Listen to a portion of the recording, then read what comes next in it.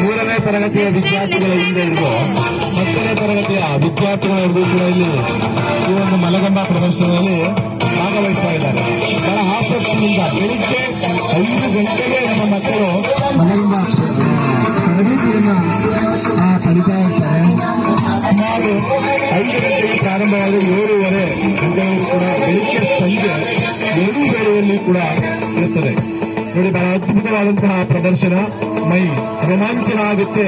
ಯಜ್ಞದ ಸಹಾಯದಿಂದ ನೋಡಿ ಕಾಲುಗಳನ್ನ ಕೈಗಳನ್ನ ಅಲ್ಲಿ ತುದಿಯಲ್ಲಿ ಹಿಡಿದು ಸುಮಾರು 6 ವಿದ್ಯಾರ್ಥಿನಿಯರು ಈ ಒಂದು ಪ್ರದರ್ಶನವನ್ನ ಮಾಡ್ತಾ ಇದ್ದಾರೆ.